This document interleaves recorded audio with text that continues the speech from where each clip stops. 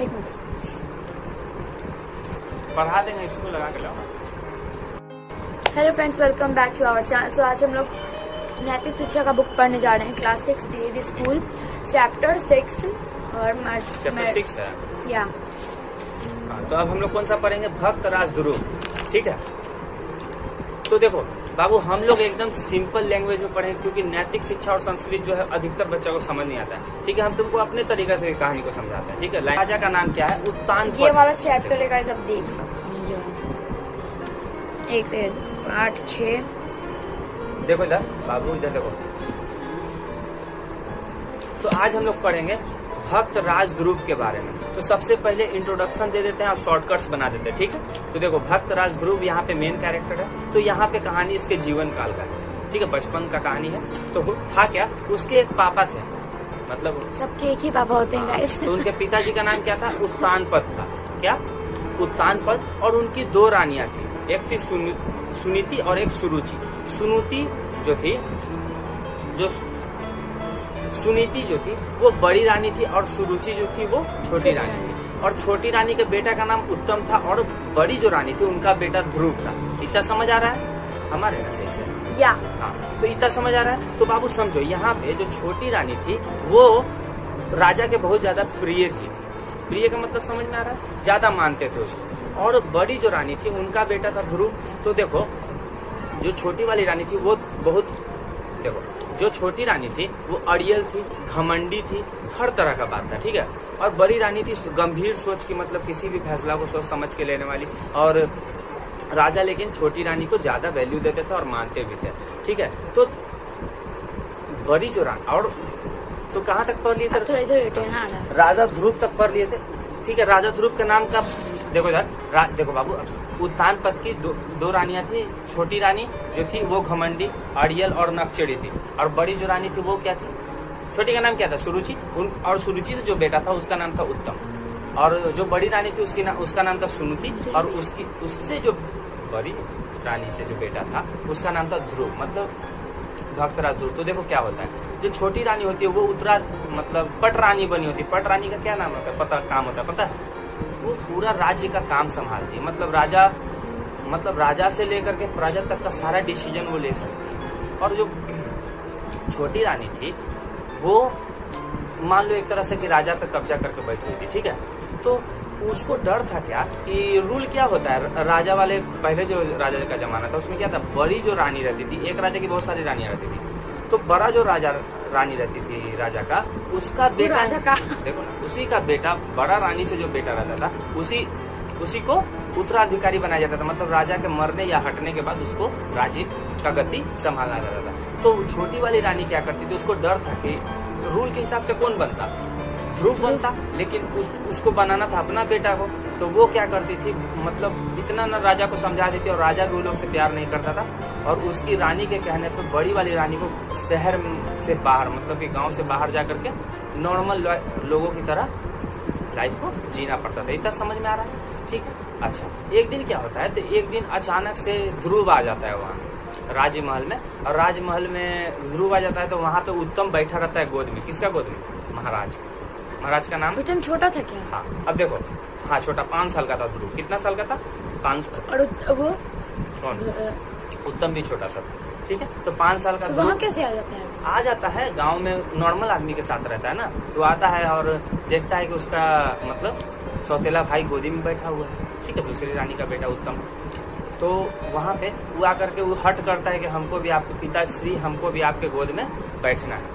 तो उसकी जो छोटी मम्मी होती है वो बहुत पता है कि घमंडी रहती है। वो बोलती है कि तुम इस गोद में बैठने के हकदार नहीं हो, तुम एक अभागिन के बेटा हो, मतलब जिसका भाग्य खराब होता है अभागिन के बेटा हो। अगर तुमको इस गोद में बैठना है, ठीक है, तो तुम अगले जन्म में मेरे कोख से जन्म लेना। यही बोलती है, क्या बोलती है? मेरे कोख से जन्म लेना। तो उसको बहुत बुरा लगता है। ठीक है, तो वो लड़का वहां से चुपचाप, पहले तो राजा को देखता है, तब उसके राजा उसको अपना बेटे को नहीं देखता। ठीक है, बड़ी वाइफ से जो उसको बेटा रहता है उसको देखता ही नहीं है, उसको इग्नोर कर देता है। वहां से वो लड़का जाकर के सिसक कर रोने लगता है, अपनी मम्मी का गला लगता है। ठीक, उसकी मम्मी का नाम क्या था? सुनीति। क्या? सुनीति। अच्छा, हाँ, सुरुचि। अब राजा का नाम उत्तानपद। क्या? उत्तान पद। अच्छा, उसके बाद वो बोलता है कि आखिर माँ हम लोग ऐसे क्या करें कि पिताश्री हमको गोद में नहीं बैठाए। तो वो बोलती है उसकी मम्मी कि बाबू हम लोग का सब बोलता है कि हम लोग का भागा है, हम लोग का स्थिति एक ही सुधार सकते हैं, वो कौन है? वो है ईश्वर। मतलब हम लोग को ईश्वर के शरण में जाना चाहिए। इतना समझ में आ रहा है? ईश्वर के शरण में जाना चाहिए। तो वो बच्चा बाबू 5 साल की उम्र में वनवास में चला जाता है। मतलब तपस्या करने की, हम माँ उसकी बोलती है ना कि हम लोग को ईश्वर ही सुधार सकते हैं स्थिति, तो वो ईश्वर को खोजने चल जाता है जंगल में। मतलब बोलता है सबके ऋषि मुनि जंगल में तपस्या करके ईश्वर को खोज लेते हैं। तो वो जाता है तो उसको नारद मुनि मिलते हैं। कौन मिलते हैं? नारद मुनि। अब नारद मुनि मिलते हैं तो नारद मुनि उसको क्या बोलते हैं कि तुम छोटे से बालक हो, यहाँ ऋषि मुनि कितना कितना जन्म तक तपस्या करते हैं, तो ईश्वर से बहुत कम ही लोग मिल पाते हैं, तुम ईश्वर से कैसे मिल लोगे? समझ आ रहा है? तुम बाबू एक काम करो, छोटा सा 5 साल का बच्चा हो, वापस घर जाओ और नॉर्मल इंसान के तरह रहो, यहाँ तुम्हारा कोई काम नहीं है वन में। तो वो बोलता है मैं क्षत्रिय वंश से हूँ। क्या? मैं क्षत्रिय वंश से हूँ और ये ईश्वर से मिल के हम रहेंगे, चाहे कितनों तपस्या करना पड़े। उसके बाद बाबू हठ तपस्या करता है, ठीक है। और एनर्जी के रूप में उसको कौन काम आता है? उसके पापा का बोला हुआ बात काम आता है, ठीक है। देखो दुनिया में सबसे बड़ा मतलब चोट कौन देता है पता है? गोली आदमी मार देता है तो ठीक है, लेकिन चोट देता है किसी का बात। समझ आ रहा है? मेरा भी यही रूल है, तुमको पता होगा।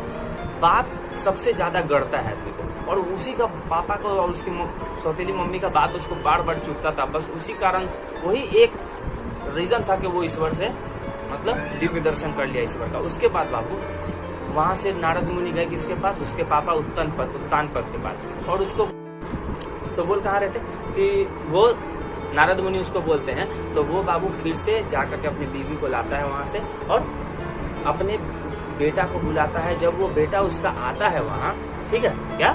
जब उसका बेटा आता है तो उसका बहुत अच्छा से आदर सम्मान से उसका यात्रा निकाला जाता है। मतलब क्या? जश्न के रूप में हाथी में बैठा करके उसको पूरे शहर में घुमाया जाता है और उसके बाद आगे चल के उसको उत्तराधिकारी भी बनाया जाता है। नहीं समझे? इधर देखो, और क्लैपिंग शुरू कर दी।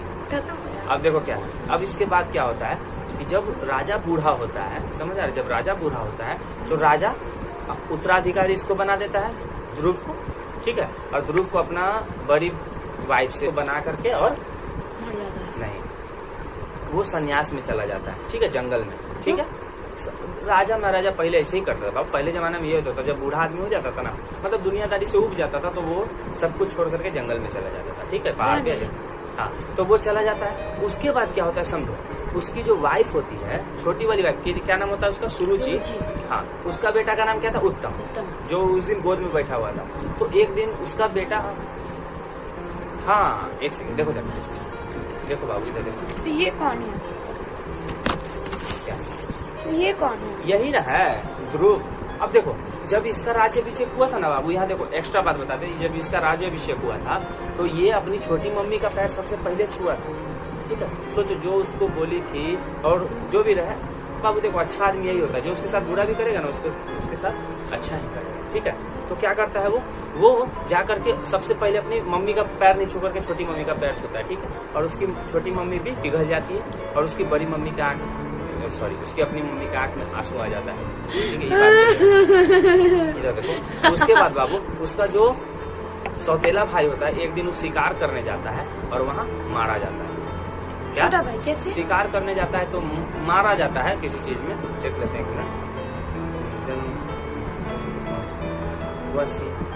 एक दिन क्या करता है उसका भाई जो रहता है, सौतेला भाई उत्तम, वो गया था कहाँ? जंगल में शिकार करने, ठीक। तो लेकिन यंत्रों के द्वारा मार लिया जाता है। जो जंगल में नहीं जंगली लोग रहता है, वो लोग उसको मार डालता है, ठीक। लेकिन बाबू वहाँ पे उसकी जो माँ थी, सुरुचि थी, वो अपना बेटा का दुख नहीं सह पाई। पहला तो उनका हस्बैंड चला गया जंगल, उसका बेटा को मार दिया गया। अब वो नहीं सह पाई इस वियोग को, और क्या की वो जलता हुआ जंगल में घुस गई, मर गए। जलता हुआ जंगल? जंगल में आग लगता है ना, तो जलता हुआ जंगल में घुस गई थी जिंदा, और उसके बाद अंदर ही जल के भस्म हो गई, ठीक है। सुरुचि मर क्यों गई वो? उसका बेटा भी मारा गया, उसका हस्बैंड भी चल गया था घर छोड़ के। तो बुला नहीं सकते? नहीं, वो और 2 झटका को नहीं बर्दाश्त करता। अपने हस्बैंड को बुला नहीं सकते? नहीं ना बुलाएगा बाबू, जो सन्यास में चला जाता है वापस नहीं आता है। मतलब देखो जो आदमी जैसे कोई सन्यासी रहता है ना, सन्यासी रहता है तो वो अपना सन्यास कभी नहीं छोड़ेगा, चाहे दुनिया पलट जाए, ठीक है। रहेगा तुम्हारे पास, अगर तुमसे दूर है तो दूरे रहेगा, पास है तो तुम्हारे पास ही रहेगा, लेकिन एक नंबर का सन्यासी ही रहेगा, ठीक है। सन्यासी का यही गुण है। सन्यासी, ब्रह्मचारी, ये सब जो है ना, ये लोग रहेगा तुम लोग तुम्हारे साथ भी। अभी मॉडर्न जमाना में भी सन्यासी भरा हुआ है, ठीक है, बहुत सारा ऐसा बंदा लोग है, लेकिन वो रहेगा सबके साथ, लेकिन एक नंबर का ब्रह्मचारी, अपना सन्यासी जो भी करते थे, ठीक। अब देखो उसके बाद देखो यार ध्रुव क्या करता है, ध्रुव भी जब बूढ़ा हो जाता है तो अपना, उसका बेटा का नाम नहीं दिया यहाँ, अपने बेटा को राज्य का पदाधिकारी बना देता है, सिंहासन का, और वहां से फिर वो भी जंगल में चला जाता है। और बाबू समझो, वो उसकी मम्मी का नहीं पता, इसमें बताया है। अब देखो क्या है यहाँ पे, एक बात अच्छा बात है, माना जाता है बाबू को जो 7 हम लोग का सप्तऋषि है ना, 7 स्टार, उसमें एक तारा का नाम ध्रुव है, और बोला जाता है कि इन्हीं के नाम पे रखा गया। ध्रुव कौन था, बड़ा बेटा है? कौन? ध्रुव बड़ी वाली माँ से एक बेटा था, उसी का नाम था ध्रुव, ठीक है। और माना जाता है कि ध्रुव तारा, जो सुनिए कभी ध्रुव तारा, इन्हीं के नाम पे रखा गया वो नाम। चलो बंद।